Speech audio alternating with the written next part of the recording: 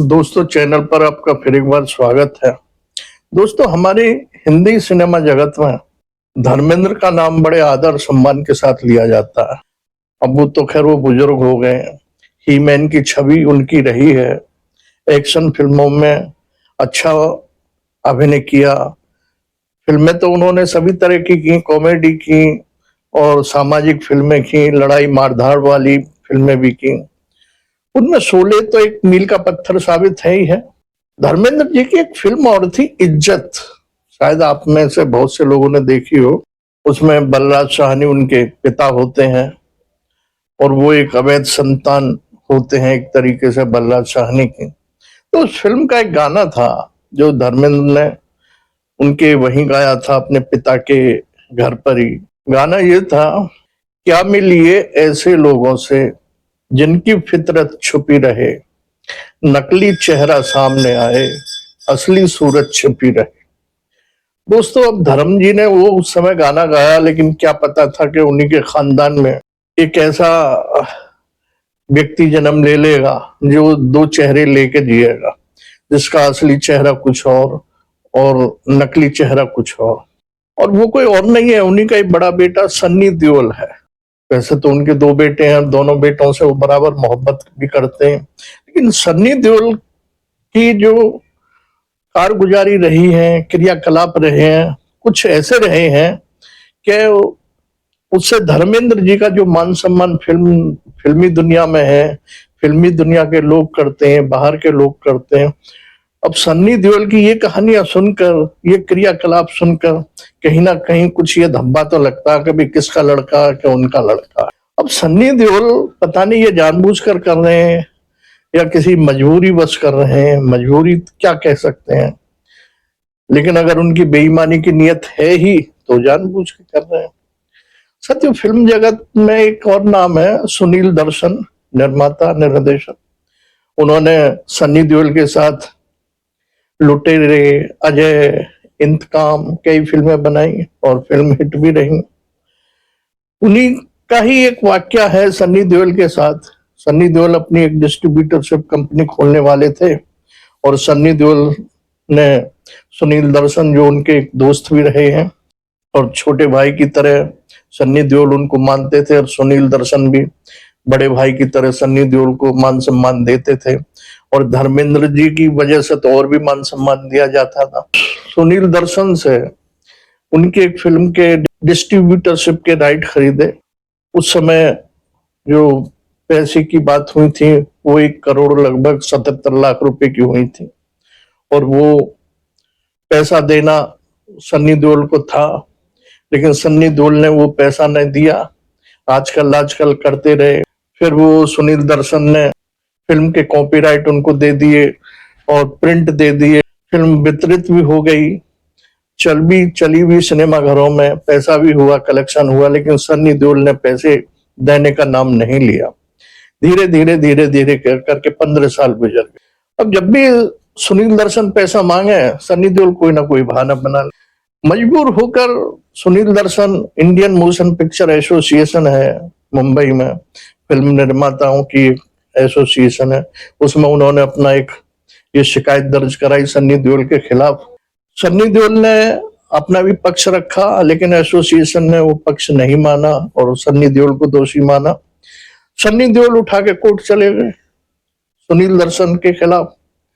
Court में high court तक case चला। हाई कोर्ट में भी सन्नी देओल ने बहानेबाजी की और सुनील दर्शन के पक्ष में ये फैसला दिया कि भाई आप इनका पैसा दो। तो सन्नी देओल ने कहा कि मेरे पास पैसा नहीं है। फिर सेटलमेंट ये हुआ, इनकी एक फिल्म बिना विदाउट कॉस्ट करो, कोई पैसा आपको नहीं मिलेगा, आप सुनील दर्शन की एक फिल्म में अभिनय करेंगे और पूरा सहयोग करेंगे। उसका जो टाइम रखा गया 11 महीने रखा गया। 3 महीने कहानी को सेलेक्ट करना और उसको सुनना समझना, उस पर तैयारी करना, 8 महीने फिल्म बनाने का टाइम रखा। सन्नी देओल तैयार हो गए कि ठीक है मैं पूरा कोऑपरेट करूंगा। बात आगे बढ़ती गई, 3 महीने गुजर गए। सुनील दर्शन जो कहानी लेके पहुंचे वो सन्नी देओल मना कर दे। फिर किसी एक कहानी पर बात बनी हुई और ऐसे तैसे करके वो 11 महीने गुजर गए। अब 11 महीने गुजर गए तो कोर्ट का टाइम खत्म हो गया। अब सन्नी देओल फिर आनाकानी करने लगे। मजबूर होकर फिर सुनील दर्शन ने कोर्ट में केस डाला। अब वो केस कोर्ट में चल ही भी रहा है। इन बातों को हो गए 25 साल।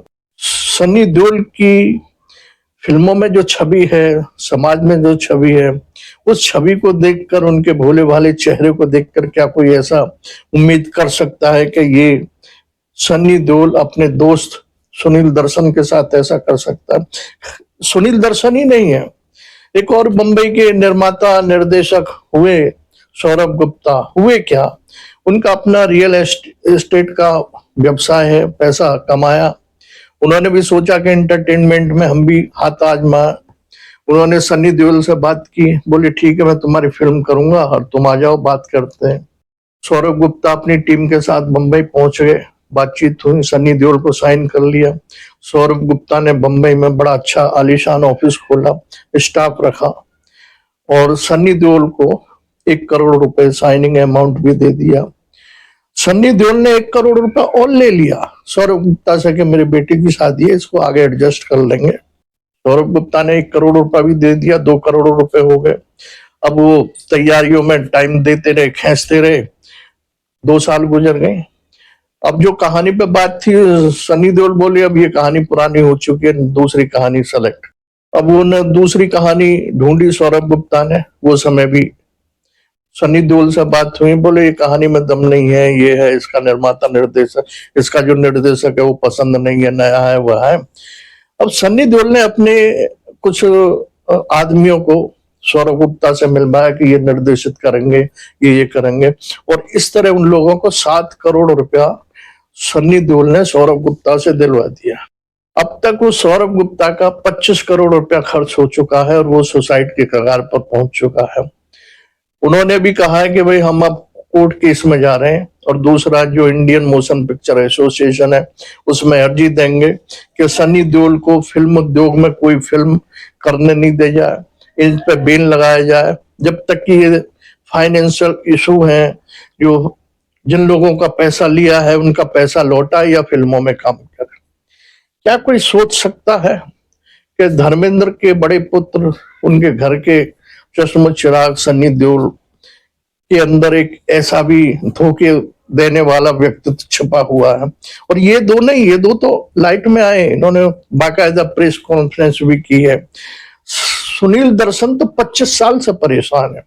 उन्होंने प्रेस मीडिया से ये अपील भी की है कि अगर मैं मर भी जाऊं तो आप लोग मेहरबानी करके मेरी रकम सन्नी देओल से दिलवाएं, कुछ भी करें, कैसे ही करें।